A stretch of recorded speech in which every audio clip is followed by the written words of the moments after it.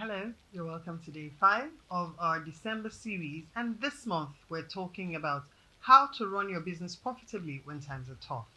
I have said just so much. If you have not been watching, kindly go over the previous videos and please don't just watch, subscribe.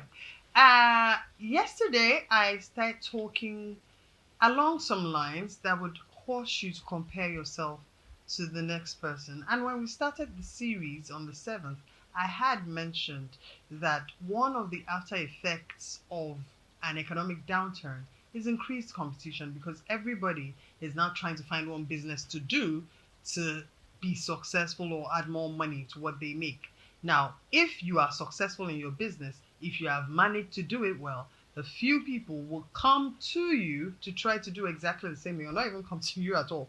Set up shop where you are to try to make a success of life. And so they're competing with you for the same customers.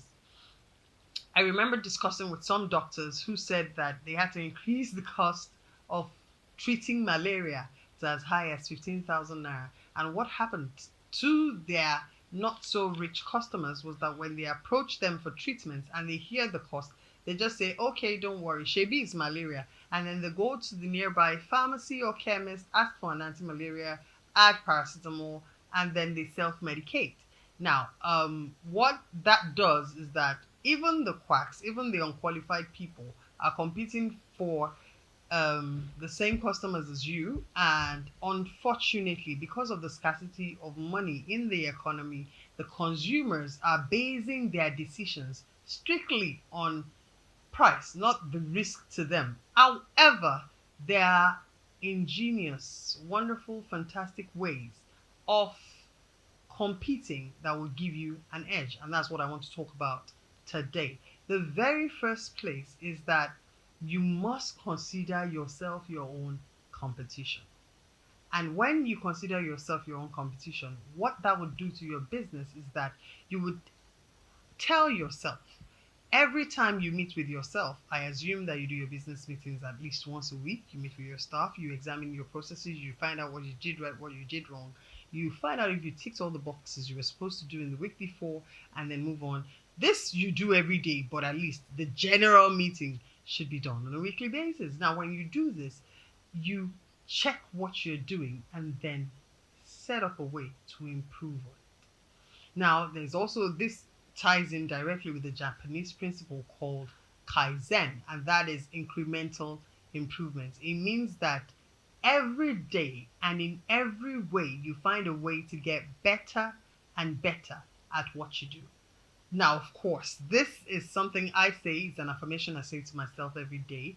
However, you need to make sure that in your business, you are always looking for ways to improve what you do, because your customer has an expectation. I mean, we are all in business to, one, create customers, two, keep the customers we have created. And so there is a failure. It's a business failure when your customer has expectations that you are unable to meet. When you know your customer's expectations, the minimum you can do is meet that expectation. Now, if you have met that expectation in a certain way today, you have to make sure that you are in permanent competition with yourself and you improve on the way you meet the customer's expectation the next time you have to interface with that customer. It's a tough call. I know it's easy to fall into a routine and deliver the same promise each time the same way. No, you need to find ways to delight your customers. You need to find ways to thrall them. You need to find ways to create magic for your customers. And the only way to do this is to compete with your best consistently. How can I improve? Consistent improvement will give you an edge in the market because the customers you have who know they will get it better the next time will not go away. Employ Kaizen in the way you do business. Now, I have also spoken in recent times about you finding out what your competitor is doing.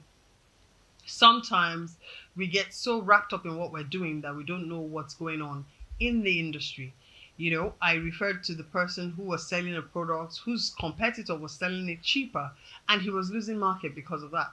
So you need to understand, you need to do competitor analysis. What are your competitors doing? Now, you don't find out what your competitors are doing simply to replicate it. You find out what your competitors are doing so you can engage what is called creative imitation to beat it. So, what are they doing? What's going on right now? What's the trend? Jump on the trend and then improve on it. Now, of course, there is the involvement of knowledge in all these things I'm talking about. You have to keep learning to keep earning, or to increase your earning. You have to keep knowing so that you can grow and you can be a bigger, better business person, even individual. So, what I'm telling you today is keep growing, keep learning, keep finding better ways to do what you do. That is the only way to survive in a harsh market.